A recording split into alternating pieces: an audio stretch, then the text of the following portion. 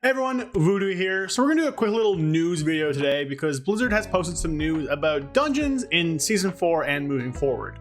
Now, there's not a ton here impacting Havocs or just upper end players specifically, so this shouldn't be that long of a video. Sorry if it is. By the way, make sure you like, comment, and subscribe. We're gonna be ramping up content as Season 4 and the new expansion come closer. But yeah, there's some interesting stuff in here, so I wanted to go over it. So let's just dive right into it.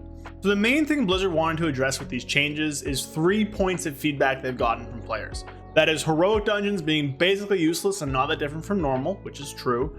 M0 is really only being relevant for the first week or two of an expansion, which again is true.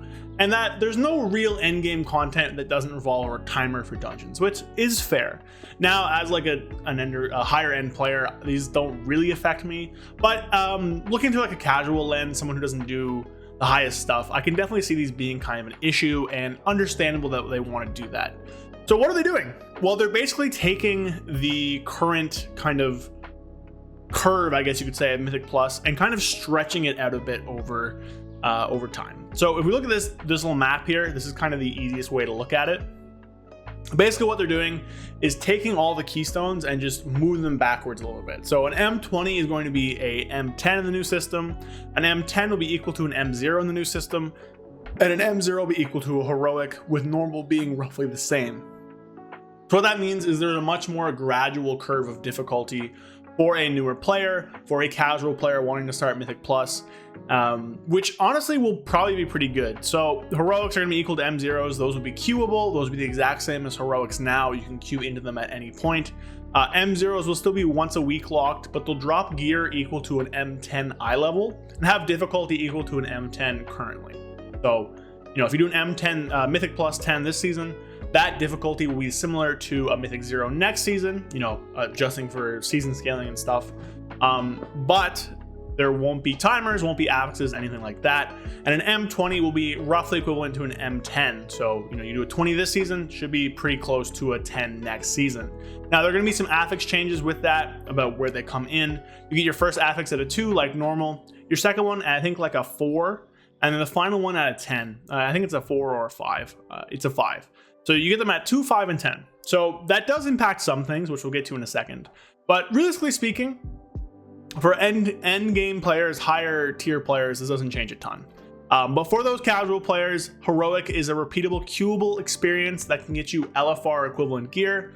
Mythic is a once per week, kind of hard thing for people now. Should be roughly equivalent to normal raid and gives you a normal raid gear from all the bosses once a week, which is pretty good if you're somebody who wants to get an alt, doesn't want to do raiding, doesn't have a guild, stuff like that. And the Mythic Plus should be pretty much the same. It's just the keystone will start at a 2 and scale up through 10s and stuff. So they're compressing the difficulty of keystones, which I think is good. There's going to be much more distinct level bands between each one.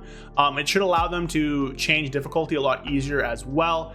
And they might represent some different stuff for scaling at a plus 10, because obviously things are based off of an M0. Hopefully this could help scaling a bit more too. So there'll be a lot less keystones to look for, which means there should be more groups available because, there's not going to really be a 17 or an 18. It's going to be a 7 or an 8. Right? So by compressing that down, there should be a lot more people available for the Mythic Plus dungeon pool, which should help out.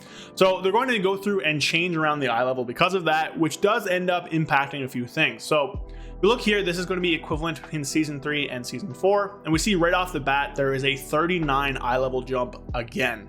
So this season, Season 3, had the first 39 eye level jump from Season 2 to Season 3. It seems that Season 3 to Season 4 will be 39 again. So it seems like they'll be keeping this moving forward, which means each expansion will go up 160 eye level, which is kind of crazy if you ask me. But is what it is. I don't think that's necessarily a bad thing, but it will mean that, each season will be a longer gearing curve, which I think is good. It's a good way of slowing it down. But anyways, so basically normal dungeons are going to drop basically the same thing, but say they've moved heroic down to this 476 range, adventurer 4 out of 8. Now this is basically equal to just below LFR. I believe adventurer 4 to 8 will be equal to veteran 480, this one, which is what you get from your vault, which is I think mid-tier LFR gear. So you can queue up and get some pretty good gear from that. Basically current Mythic. And M0 stuff will drop champion gear, which is on the normal track. So champion gear drops from the normal raids. That can go all the way up to 476 currently, or 515 in the new tier. And then you see here all the Mythic Plus stuff is normally pretty the same. Mythic 2 is equal to 11s and 12s, 3 and 4, 13, 14, 5, 6, 15, 16, and so on and so forth. Ending up with Mythic 10s giving you or 509, which is heroic gear in your end of dungeon, and mythic gear in your end of vault. So nothing really changing there too much. They're going to change some stuff with worm crests and aspect crests, making it so that you get aspects at a +6, you get worms at a 2 to a 4, you get flight stones and stuff like that. So pretty interesting stuff. Overall, I think it's good for casual players, gives them a much better gearing curve. For higher end players, it won't change a ton. It will mean it's a little bit easier to get your vaults first few weeks, because you can do +9s, which will only have 2 affixes, which, not a big impact, but, nothing too, out of shape either. Now, in this post somewhere, they also mentioned that this is being applied to all Dragonflight dungeons there. So Season 4 changes will apply to all 8 of the Dragonflight dungeons. And what that means is that I'm pretty sure that confirms all 8 Dragonflight dungeons for Season 4. So WoW actually has a post on this. So I'm pretty sure it's going to have all 8 of these dungeons here. So Algathar Academy, Azure Vault, Brackenhide Hollow, Halls of Infusion, Naltheris, Noko Defensive, Ruby Life Pools, and Uldaman, which, to be fair, we've all kind of assumed already. But this kind of confirms it, at least in my eyes, where it says that it's applying to all 8 of the D-Flight dungeons, which means that Season 4 should be using those. They confirmed we're going back to see them. We weren't sure how Dawn of the Infinite would work into it, but, that pretty much shows that. Now, there is one thing interesting here, and that is that what they're going to do with Dawn of the Infinite. So for Havoc specifically, Dawn of the Infinite drops one of the best weapons they've ever had for us, Double Time, which is just a free 1% damage gain. Now, if they scale that up to an M0 eye level, if we go back to the other page here and look at the big chart, if they scale that up to an M0 eye level, it's going to end up being 415 or 476. And a double time at that eye level should end up honestly being better than a lot of other options. So we'll see if they end up making this new, mega dungeon also equal to this stuff. If that's true, we'll probably be farming the first boss for a double time for our offhand, because even it'll be about, I think, 528 it's the highest eye level you can get, so it'll be about 13 eye levels lower. Even that difference should be enough for double time to win out in a lot of cases, because it's so strong. So we'll see if what that happens. I'll have more videos on that as we get closer and we find out what's actually going on in Season 4. But important to keep that in mind. But basically nothing really is changing too much for the higher end players. Keystone should be a little bit more enjoyable to do. The differences in them should be as big, which I think will be good. Scaling hopefully will be fixed as well. But for people trying to get into Mythic Plus, for people just starting out in the game, it gives a lot better of a difficulty curve here than what was happening before, right? Like normal and heroic having a 6 eye level difference was crazy.